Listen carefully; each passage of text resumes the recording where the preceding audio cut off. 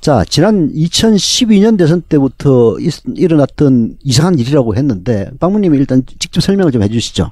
네, 그걸 꼭 뭐 이상한 일로 이렇게 표현하기는 좀 그런데요. 이상하죠. 혹시, 예. 네.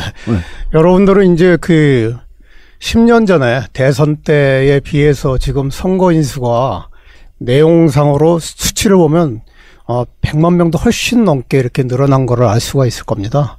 근데 그 100만 명이 왜 늘어났을까에 대해서 일반적인 그런 생각들을 추측을 해보면 인구가 그 사이에 그 시대의 인구가 더 늘어난 거 아닌가. 또 최근에 이제 우리나라 국적을 취한 귀화인들이 또 많아서 그런 거 아닌가 이럴 수 있는데 그런 유형의 자연 증가분 빼놓고 인구가 좀 늘어난 거예요. 그것에 대해서 오늘 좀 같이 그 상황을 좀 공유하고 또 그로 인해서 혹시나 있을지 모를 여러 가지 문제점을 좀 대처하고자 그런 의미에서 오늘 패널들과 또 시청자들과 같이 그 내용을 같이 좀 공유 좀 하고자 이렇게 왔습니다. 보는 사람 없으니까 이제 시청자는 없고요. 청취자입니다. 예, 청취자. 네. 네, 그렇습니다. 그게 무슨 얘기냐면은 이제 사실 뭐 이번에도 그렇지만은 2012년대도 그랬는데 그 투표권자의 숫자는 늘 수밖에 없습니다. 왜냐면은 우리나라의 사망률은 낮아요.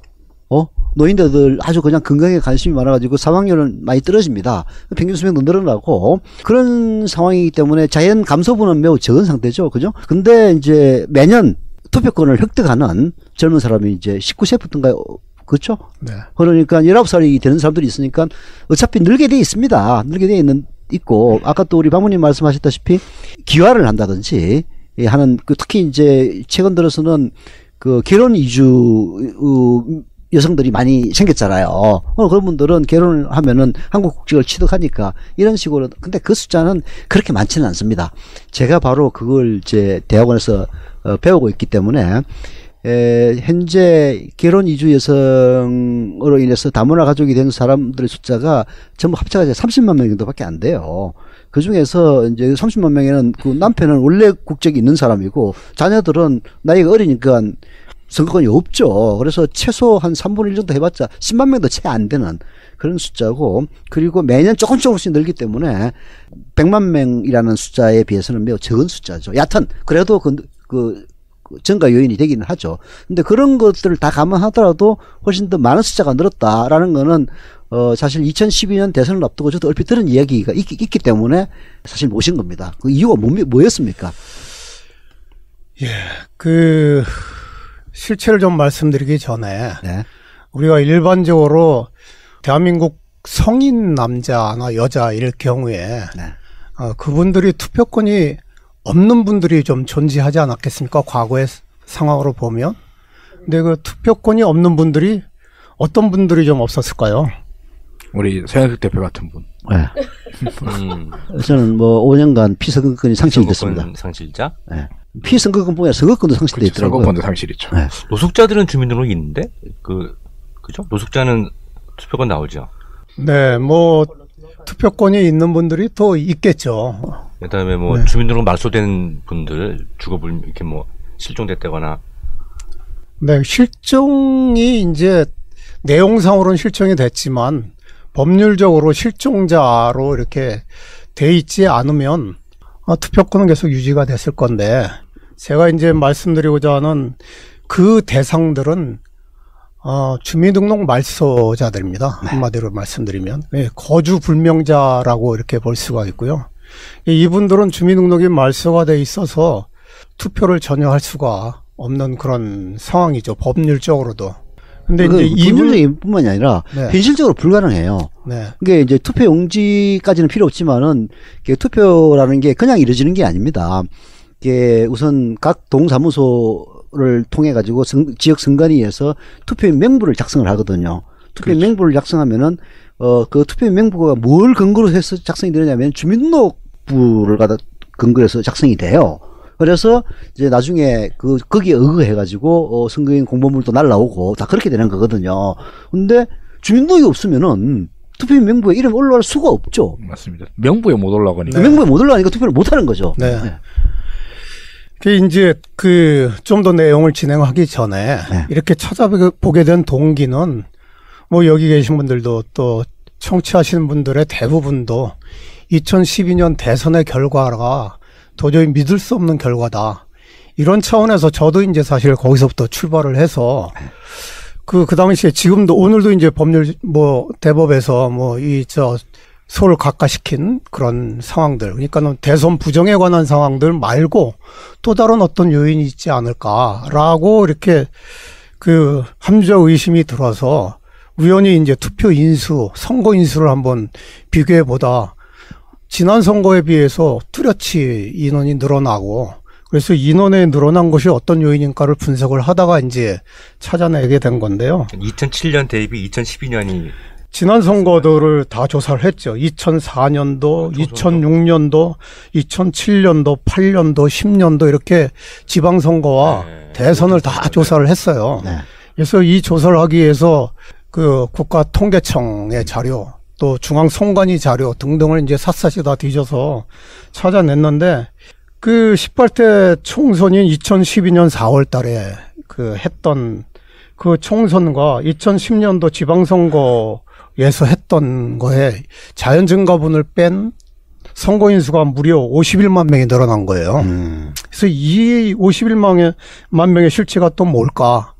또 2010년 6월 2일 날 그 선거의 결과가 그 직전인 2008년도 4월 달에 행한 총선에 비해서 또 한 20만 명가량이 또 늘은 거죠. 그래서 이게 또 뭘까? 그 전에 투표의 상황들은 그 자연증가분을 빼면 아주 미미했었는데 네. 이게 20만 명, 50만 명씩 이렇게 푹 뛴 원인이 뭘까를 이렇게 조사하면서 이제 알게 된 건데요. 거기에는 이제 특별한 어떤 그 의미가 있었던 겁니다. 네, 뭡니까 그게? 의미를 이제 말씀드리기에 앞서서 그 과정을 먼저 말씀드리면 네. 2008년도는 이제 이명박 정권이 이제 정권 인수를 하고 이제 새로운 정부가 들어섰는데 거기에 우리 그 원세훈 씨는 늘 그 국정원장으로 기억들 하시지만 2008년도에 그 행정안전부 장관, 행안부 장관. 네, 그렇습니다. 행안부 장관을 초대 행안부 장관을 했죠. 이명박 정권 하에서. 네. 그분이 우리들 기억 속에는 그렇게 뭐 인권이나 이런 거하고는 전혀 관련이 없는 분 같은데 행안부령으로 아주 뜻밖의 제안을 합니다. 국민 중에는 사각지대에 놓여 있는 이런 그 주소불명자, 주민등록 말소자들이 그들의 인권을 위해서 법률적으로 이분들의 지위를 다시 살려야 된다. 네. 이런 아주 굉장히 진보적이고 네. 아주 좋은 그 행안부령을 이제 입법 예고를 해요. 원세훈 령은 법이 아니니까. 네. 그래서 이제 행안부령 주민등록 개정안을 이제 입법 예고를 해서 네. 그게 이제 2009년도 4월 달에 그 주민등록 무단 전출 말소 제도를 폐지하는 그런 법 개정 공포를 이제 또 하고요. 그리고 2010년도 1월 29일 날 인구 통계 작성 기준을 변경 작업을 합니다. 네. 그리고 드디어 2010년 9월 20일 날 그 주민등록 말소자에 대한 그 거주불명 등록을 일괄 살리는 그런 전환 작업을 9월 말에 일주일 동안 이제 해서 이게 근 50만 명에 달하는 사람을 일괄 주민등록을 이제 살려놓죠. 근데 이분들이 50만 명이 늘어난 게 그것 때문이었네요. 네네. 근데 이분들이 거주불명자인데 어디다가 뭐 사는 데가 있어야 이제 이 주소를 복원을 할 건데 네. 어디다 복원을 했을까요?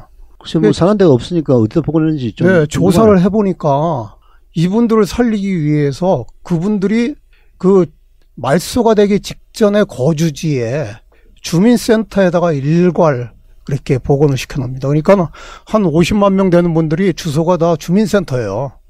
이제 이렇게 해서 실제로 가능하나? 왜냐면은 그 주민등록을 할 때 예를 들어서 거주가 불가능하다는 곳에서는 주민등록이 안 되는 걸로 알고 있는. 예를 들어서 뭐 상가에 내가 주민등록을 옮겨놓겠다. 그건 안 될걸요? 나 정확하게 잘 모르겠는데 어떻든 그게 집이 아니라 주민센터에다가 강제로 이제 주민등록을 만들어서 복원을 시키는. 그게 이제 2010년 9월 20일 날 행안부에서 주민등록 말소자 거주불명 등록이라는 그런 것들을 추진을 해서 이제 그걸 가능하게 이렇게 만든 거예요. 여하튼 뭐 그 인간들이 무슨 그런 말소자들의 인권을 위해서 했을 리는 없는 거고. 예, 그래서 저는 좀 냄새가 나긴 나네. 네, 이게 뭐 대선에 영향을 준 거 아닐까. 사실은 그렇게 확신을 하고. 네. 몇 가지 이제 합리적 추론을 좀 또 해봤어요. 뭐냐면 MB 정권의 초대 행안부 장관인 원세훈이 네. 정권 초부터 이 작업을 주도했다. 네. 굉장히 의심스러운 거 아닌가. 네. 또 그 다음 장관 역시 MB의 최고 신임자인 이달권인데 네. 이달권이 이제 계속 진행을 했고 그 다음에 그 거주불명 등록제 시행 직전에 선거권을 줄 수 있는지에 대한 질의 회신이 있는데 처음부터 이게 목적이 아니었을까. 뭐 다른 여러 가지 부가적 이유를 대서 이분들 그 국민으로서 제대로 대접을 하자고 이렇게 좋은 뜻으로 포장을 했지만 목적은 여기에 있지 않을까 이런 판단이 들고. 그게 투표권을 주자 이 얘기였네요. 네네 그렇죠. 근데 뭐 그건 당연한 거 아닌가? 주민등록이 이제 복원이 되면 당연히 투표권이 생기는 거죠. 그것도 뭐 뭘 해? 이론적으로는. 네, 그러니까는 왜 굳이 그랬냐 하는 거와 네. 그 다음에 어떤 그 통계에 의하면 네. 주민등록 말소된 분들의 약 90% 이상이 금융 관련된 문제 때문에 이제 말하자면 그 표현이 그 좀 야박하지만 뭐 옛날식으로 하면 야반 도주를 했다거나 아니면 부도간에서 급히 뭐 그 지역을 떠나서 뭐 주민등록 다 포기하고 이렇게 살거나 이런 금융사고로 인해서 주민등록 말소한 분들이 90% 이상이라는 통계가 있거든요. 네. 근데 그런 분들이 과연 투표하기 위해서 자기 주민등록이 살아있는 걸 가지고 뭘 이렇게 한다는 게 현실적으로 좀 전혀 맞지 않는 제도. 결국 우리가 합리적인 추론이라는 거는 관에서 일괄적으로 무조건 살려줬다. 네. 본인들의 의사와 관계없이. 네. 그렇게 추론이 가능하네요. 네네, 그렇습니다. 본인들 의사를 묻지를 않은 거죠. 그렇죠. 물을 수도 없고.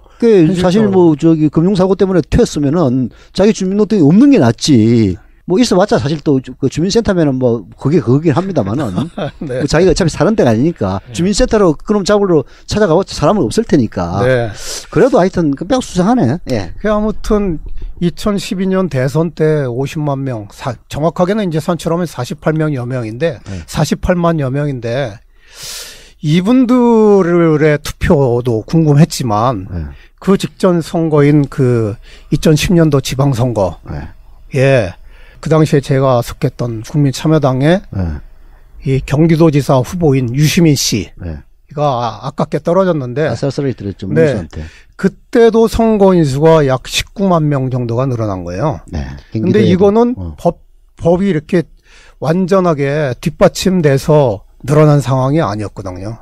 그래서 이게 2010년도 9월 달에 이렇게 일괄 복원을 했는데 거꾸로 6월 달, 그 몇 개월 전 6월 달에 무려 20만 명이 이렇게 늘어난 거에 대한 원인은 아직도 제가 못 찾았어요. 아무튼 아무리 찾아봐도 그게 왜 늘어났는지에 대한 자료를 찾을 수가 없다. 그런 말씀을 좀 드려서 혹시나 이게 또 그 유시민 경기도지사 후보에 당락에 또 영향을 미쳤을까 하는 의심을 약간은 좀 해봅니다. 그리고 자연증가분이라는 거는 어떤 뭐 인정되어 있는 수치인가요? 아니면 그렇죠. 추산인가요? 그러니까 자연증가분이라고 하는 거는 아까도 우리 서영석 대표님 말씀하셨듯이 국적을 새로 취득했거나 또는 뭐 19세가 돼가지고 19세가 돼서 그 투표권을 또 추가로 늘어났는데 오히려 돌아가시는 분은 적어서 그런 것들을 다 자연 증가분으로 한 거죠. 근데 그게 이제 그 선관위 자료는 그런 게 전혀 없기 때문에 국가통계청의 인구 변동 사항을 전부 다 엑셀로 그냥 다 드래그해서 그걸 서로 맞비교해가지고 찾아낸 것들이에요. 그러니까 자연 증가분은 10만 명인데 유권자 수 늘어난 거는 이제 플러스 10만만 하면 되는데 원래는 네네. 플러스 뭐 58만 명이 된 거야. 그 48만 명은 도대체 어디서 늘어난 거야 해서 찾아봤더니 그게 주민등록 말소된 사람들을 갖다 일괄적으로 복원시켜가지고 그들에게 투표권을 줬으니까 투표권자가 투표를 했는지 안 했는지 모르겠지만 그러니까 늘어났다. 거꾸로 이제 제가 생각한데 이런 그 행안부령으로 법 개정을 하는 데 있어서 제대로 국민들한테 공지가 안 돼 있고 물론 언론에 나왔더라고요. 근데 아주 작게 나와 있고 그리고 이제 실제 그 몇몇 당시 국회의원들한테 입법 활동한 국회의원들한테 그 확인 질문을 해 보면 그런 게 있었는지조차도 모르는 상황이에요. 그래서 추측컨대 이렇게 무슨 날치기 유형으로 그 안에 삽입된 거 아닌가. 그러니까 법이 그런 법 개정사항이 있는지 없는지조차도 모르게 통과된 거 아닌가. 이런 생각까지 이제 사실은 들어요. 뭐 그럴 일은 없죠. 그게 근데 이제 이럴 수는 있어요. 그 예를 들어서 뭐 주민등록법에 대한 뭐 뭐 법률이 있다. 그 개정을 해야 되면은 의원들이 관심을 갖는 주요한 사안들이 분명히 있는데 그거 말고 그 이제 아까 얘기했다시피 그 주민등록이 말소된 사람들을 살릴 수 있는 게 지금은 복잡한 그런 과정이 있다면은 법규를 하나 싹 바꿈으로써 쉽게 만드는 그런 식으로 이제 개정했을 수는 있죠. 네, 그러니까 그러면은 그 사실은 개정한 사람들도 이런 게 있었나 하고 왜냐하면 이제 법 개정하는 그 저기 실무 소위를 들어가 보면요. 이게 주로 전문위원이라 해가지고 뭐 행정부에서 파견된 사람이라든지 이런 사람들이 이제 뭐 취지를 설명을 하고 이러이러이러한 조항을 바꿉니다. 라고 설명을 한 다음에 이제 의원들이 그 주요 개정 사항에 대해서 논의를 해요. 근데 의원들도 잘 모르잖아. 당에 있는 전문위원이 이러이러한 것은 이러이러한 게 우리의 입장이고 다 설명해 준단 말이에요. 그럼 들어가가지고 이제 보통 논의를 해요.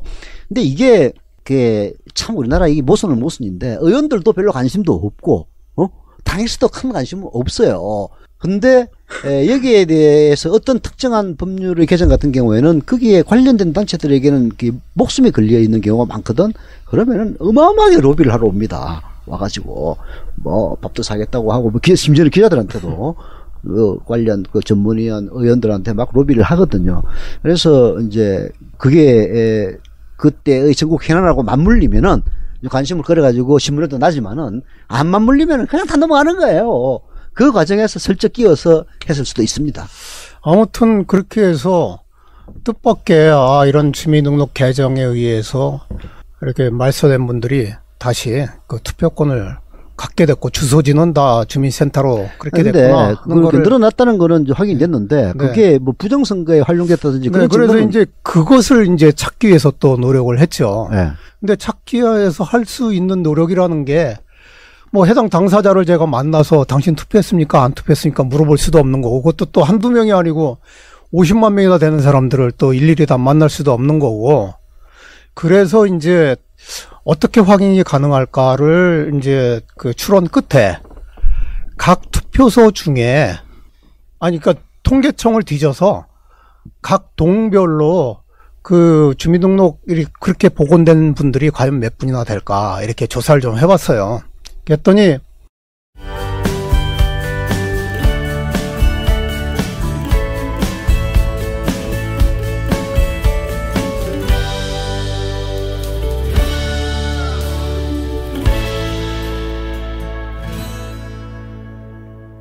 여러분은 지금 관록의 정치평론가 서영석의 더 비평을 청취하고 계십니다. 각 동별로 그 주민등록이 그렇게 복원된 분들이 과연 몇 분이나 될까 이렇게 조사를 좀 해봤어요. 그랬더니 어떤 동은 한 200명, 어떤 동은 한 300명, 많으면 한 700명씩 돼요. 이제 대도시 같은 경우에 특히 이제 말소자들이 좀 많아서 그래서 국회의원 선거구 기준으로 하면 2-3천 명은 후딱 넘는 그런 규모입니다. 굉장한 규모죠. 그래 당락을 좌우할 수 있을 정도의 그렇죠. 큰 수예요. 그리고 난 다음에 다시 추가로 조사한 게 그럼 그 해당 동에 예를 들어서 250명이 그렇게 있었다면 그분들이 주소지로 속해 있는 주민센터와 그 밖의 주민센터 해당 동에 보통 한 동에 뭐 5개서부터 한 6, 7개씩 이렇게 투표소가 있지 않습니까? 각 투표소별로 투표율, 그 다음에 후보별로 득표율 이런 것들을 비교를 해봤어요. 다른 조사 방법이 없어서. 그랬더니 뭐 의심하니까 한도 끝도 없어서 그런지 제 눈에는 자꾸 의심스러운 정황들이 좀 보이는데 예를 들어서 그 노원구의 하계 일동이라는 데가 있습니다. 노원구 하계 일동. 예, 하계 일동에 거기에 있는 하계 일동에 투표소가 6개 투표소가 있어요. 네. 투표소가 6개 투표소가 있는데 그 중에 이제 그 주민센터가 제1투표소였거든요.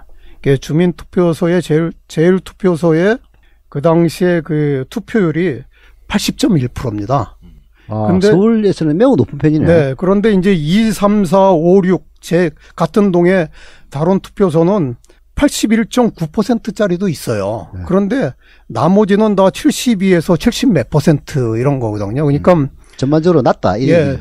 상대적으로 이 1투표소보다는 다 낮은 상황이고 또 다른 하나는 이제 그 당시에 그 경쟁자였던 두 후보, 예, 문재인, 박근혜 이 두 후보의 득표율을 한번 비교를 했더니 다른 투표소는 40 몇 퍼센트 뭐 이런 식으로 박근혜 씨가 이렇게 좀 득표율이 좀 낮는데, 물론 50% 넘은 게 제3투표소에서는 52% 정도로 박근혜 씨가 이렇게 투표를 많이 얻었어요. 그리고 나머지는 다 42, 43, 뭐 46 이런데, 아까 지적했던 제1투표소는 56%를 얻은 거예요.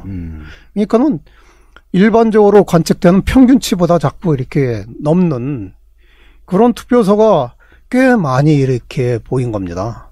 이게 우리가 추론하자면은 그 특정한 세력이 있어가지고 그 세력들이 이 주민등록 말소된 사람들을 살려서 예. 박근혜에게 투표하도록 종용했다. 그러면은 그건 뭐 증명은 안 된 사실이지만은 네네네. 그랬다면은 설명은 되는 거 아니에요. 네, 저는 이제 그렇게 의심을 이제 하게 됐습니다. 뭐 자꾸 조사를 해보니까는 그렇게 좀 특이한 유형의 투표소가 전국에 적지 않게 있었고, 대도시 위주로 그 신불자들, 주민등록 말소자들이 대도시에 대부분 집중돼 있고, 그 집중돼 있는 투표소들의 뭐 적지 않은 투표소의 투표 양태가 인근에 있는 다른 투표소하고 꽤 다른 이런 그 모습들을 보면서, 꽤 다른 게 그냥 다른 게 아니라 여당 후보에게 유리한 결과가 나왔다, 그 얘기 아니에요. 네, 그래서 이제 이게 정말 그런 거 아닌가 뭐 하는데, 제가 하여튼 뭐 조사할 만큼 다 조사를 했습니다만 더 이상 조사할 방법이 없어서, 그래서 이제 그 몇몇 국회의원들한테 의뢰를 했고, 그 중에 한 분이 민주당의 이제 친선미 의원 쪽에도 이제 의뢰를 했어요. 네. 이거를 이 국감이나 이런 상황에서 좀 그 선관위에다가 제가 이제 특히 유의해서 볼 투표소 이런 걸 위주로 해서 좀 확인해 줄 수 없겠냐. 네. 라고 하고 이제 관련된 자료들을 전부 다 이제 이첩을 시켜서, 이제 부탁을 했는데, 회신을 받았습니다. 회신을 받았는데, 선관위의 회신은 행안부의 그런 좋은 뜻으로 복원했음에도 불구하고 투표율은 0. 몇 %, 아주 미미했다. 주민등록 복원된 분들의 투표율이. 보고 보니까. 네네. 그래서, 굉장히 그 투표인도 적었고, 그래서 당초에 목적한 그 목적성을 전혀 달성도 못했고, 의심할 만한 정황이 아니다. 네. 이제 이렇게 결론을 낸 거예요. 네. 그 답변이 그렇게 갖고 이제 진선미 의원 쪽에서도 그걸 이제 인정을 하신 상황인 것 같고, 저도 이제 그렇게 얘기하니까 그렇게 믿을 수밖에 없고, 현재 뭐 그렇게 믿고는 있습니다. 다만 이제 오늘 제가 이렇게 좀 굳이 이렇게 좀 말씀을 드리고자 하는 것들은, 이렇게 실제 투표가 불가능한 사람들이 무려 50만 명 정도가 이렇게 투표권을 갖고 있고, 이것들이 때로는 악용을 한다면 어떤 식으로인지 가능한 그런 대상들 아닐까 싶고, 네. 이것을 우리가 경계하고 또 이런 상황들을 좀 다들 같이 인지한다면 미리 좀 예방 차원에서 대비할 수도 있고 그렇지 않을까 싶어서, 이제 과거의 투표가 꼭 부정이 있다 없다 그런 차원으로 말씀드리고자 하는 게 아니고, 부정할 수 있는 가능성을 우리가 미리 좀 알고 대비하는 게 좋지 않겠나, 그런 차원에서 오늘 이 팟캐스트에서 좀 굳이 그런 말씀을 좀 올리고자 합니다. 수고했습니다. 여하튼 뭐 우리가 모르는 사이에 그동안 아주 열심히 노력해가지고 여하튼 매우 의심스러운 정황까지는 밝혀냈으니까.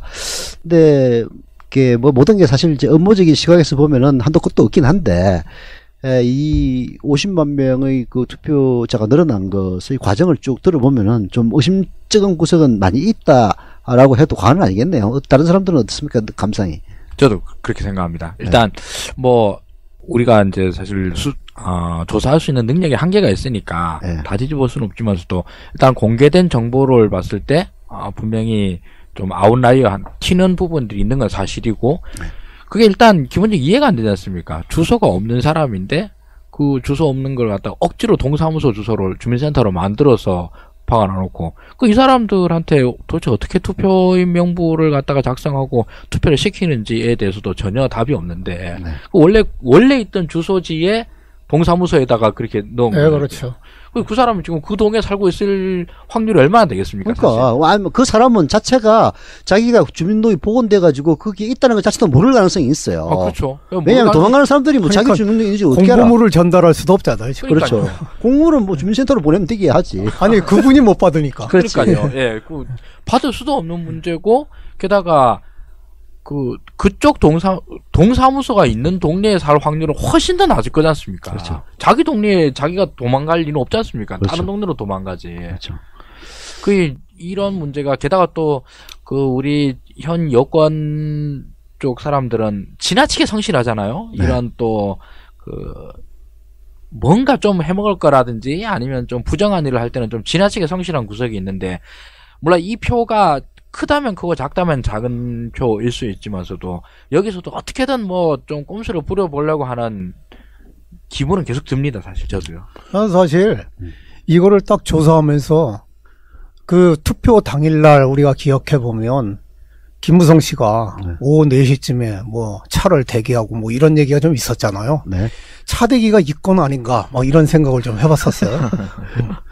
하여튼 이런 부분을 우리가 사실은 이제 이게 실증적으로 입증된 건 아니에요. 네. 그걸 이용해서 뭔가 부정선거에 동원했다라는 입증된 건 아니지만은 뭐 선관위에서도 뭐 미미했다 이런 식으로 얘기했다고 그러고. 근데 선관위 말이 별로 믿기지는 않아요. 50만 명이 갑자기 늘었고 아까 얘기했다시피 한 선거구에 한 2, 3천 명 가까이 된다면은 그 2, 3천 명은 플러스 마이너스 효과가 있어가지고 거의 10,000명 가까운 효과를 발휘할 수 있는 그런 거거든요. 그 사람들이 투표를 해가지고 이 사람을 안 찍고 이 사람을 찍으면은 2배 효과가 있는 거 아니에요. 성수 효과 때문에. 그랬을 경우에는 4, 5천 표라면은 서울의 접전 선거구에서는 충분히 당락을 바꿀 만한 위력을 갖고 있는 거죠. 그래서 참 매우 의심스러운데 이걸 사실 이거는 이제 정권이 바뀌어야 본격적인 조사가 가능할 것 같긴 해요. 그러나 우리가 이렇게 떠들므로써 이게 사실 한 4, 5년 동안 소식이 없었던 한 친구한테서 오늘 카톡이 왔어요. 그래서 왜 왔냐고 그랬더니, 왜 했냐고 그랬더니, 자기가 뭐 쭈찌 하다 보니까 팟캐스트를 갖다가 이걸 듣게 됐다는 거야. 그래서 궁금해서 이제 했다는 것처럼, 이게 어느 식으로 파들어가가지고 누구 귀에 들어갈지 모르는 거란 말이에요. 그러니까 우리가 이게 떠들어야 이런 추가 시도가 좌절을 시킬 수 있다.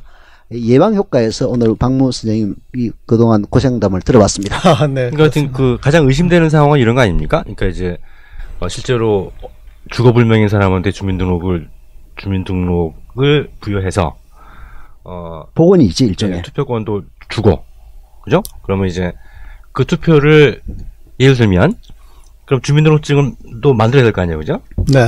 이건 알고 신청했다면 그러면 그렇죠. 누군가가 A라는 사람 주민등록을 가지고 B라는 사람이 자기 사진 붙여서 주민등록증을 만들어서 자기 걸로 투표하고. 제가 그거에 대해서 잠시 여담을 하나 좀 드리겠습니다. 그러니까 그럴까봐 그게 제일 우려되는 상황이에요. 제가 옛날에 투표가 되는 거죠, 전과가 좀 있었어요. 네. 전과도 어떤 전과냐면 소매치기 전과였습니다. 제가 소매치기 전과라는 게 있을 리가 없는데 소매치기 전과가 실제 있었던 사람이거든요. 제가 해외 나가려고 하다가 신분조회에 거기에 걸렸는데 그래서 너무나 당황해서 이게 어떻게 된 일인가 했더니 한 2년 전에 그 당시 2년 전에 제가 경인 전철역에서 소매치기를 당했어요. 지갑을. 그리고 실제 소매치기가 제 주민등록에 사진을 위조해가지고 제 이름으로 전과를 살고 나온 겁니다. 그래 현행범으로 전과가 없었던 사람이니까 그 사람은 전과가 여러 건이 있었겠지만 제 이름으로는 전과가 없었으니까는 현행범으로 초범으로 해서 집행유예로 나오게. 전과 7호 징역 7호를 살고 나왔어요. 예, 그런 식으로 얼마나 황당하던지 그러면 저 같은 사람이 한두 명이겠는가 그런 생각을 제가 좀 해보죠. 그거 이제 범죄고 네. 그리고 이제 국가가 어떤 악의를 가지고 있었다면 그럼 말소된 주민등록을 살려가지고 그럼 그 당사자는 모를 테니까 그거를 딴 사람의 자기 공작 단원의 사진을 붙이든지 해서 주민등록을 좀 만들어가지고 투표장에 자기 걸도 따로 투표하고 해당자의 투표장을 찾아가서 그러니까 동사무소겠죠. 그러니까 다 거기니까 투표를 했을 거다. 그죠? 이게 제일 의심 가는 상황이잖아요. 근데 선관위 확인해 보니까 그냥 대상자가 1000명이면 한 명, 한두 명 정도밖에 안 했다. 이런 얘기잖아요. 미미하게. 네, 그거보다 뭐 더 적은 수. 뭐 그보다 이렇게 더. 했는데. 네. 그러니까 실제로 이제 아니, 그런 근데 짓이 저는 꼭 벌어지진 그게 않았다. 만약에 한다면 그렇게 오프라인식으로 대리인이 가서 투표를 하고 뭐 이런 차원이 아니고 다른 식으로 보다 일괄적으로 한꺼번에 이렇게 기획만 하면 가능한 그런 상황 뭐 아니었을까? 더 큰 음모론은 그런 거지. 투표할 필요도 없어. 다만 투표할 수 있는 근거가 필요할 뿐인 거야. 그렇죠. 숫자 맞추려고. 숫자 맞춰야 되니까. 네. 그래서 50만 명을 복원시켜가지고 그걸 갖다 일괄적으로 박근혜에게 쫙 뿌리는 그런 식의 이제 부정이 있다라고 상상하는 사람들도 있겠죠. 네. 아니, 그래도 실제로 투표한 사람과 네. 투표 수 네. 일치가 돼야 될 거 아니에요. 아니, 그러니까 이게 이제 아무리 조작을 한다고 해도. 전자조작이라면은 가능하지. 왜냐하면은 이게 조작을 하려면은 투표할 수 있는 유권자가 맞아야 된단 말이에요. 맞아야 되는데 뭐 이제 실제로 투표권이 있는 사람들을 조작하기는 뭐 어렵다고 보고 이제 그 만약 우리가 추론을 한다면은 음모론적으로 그러면은 실제로 한 50만 명을 복원시켜 가지고 그들은 실제로 투표를 안 하는데 근데 이제 우리 그 고 선생님 얘기대로 하려면은 50만 명이 필요해요. 50만 명이 따로 다 가짜로 주민등록증 만들어 가지고 자기 투표하고 가짜 주민등록증 가지고 또 투표하고 이제 이렇게 한다는 얘기인데 그렇게 했겠느냐 이거지. 그렇죠. 그래서 일괄적으로 어떻게 하는 어떤 무언가의 방법이 필요한 강구를 했는데 그 방법에 필요한 거는 주민등록이 필요한 거야. 근데 주민등록이라는 건 사람 아니에요, 사람. 사람 없는 사람을 만들 수는 없는 거니까 말소된 사람들을 살려서 그렇게 했다. 이런 이제 의심을 할 수는 있겠네. 네. 제 말씀은 그러니까 실제로 제가 말씀드린 대로 뭐 다른 방법을 하든 간에 말소가 복원된 그 한 100명이라고 치면 100명을 가지고 그 100명 숫자를 가지고 투표수를 드리려면 어쨌든 기록상으로는 그 100명이 투표를 했다는 기록은 있어야 될 거 아니에요. 네. 그 말씀이 제 얘기는.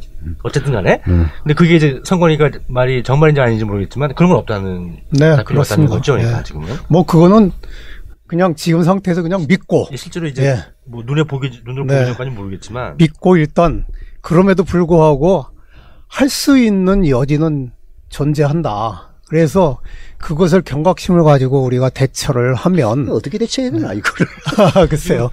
그러면 뭐 선거인 명부나 이런 것들을 실제 투표소에서 잘 감시하고 그러면 될까요? 지금 저도 잘 주민등록 모르겠습니다. 말소 제도는 없어진 건가요?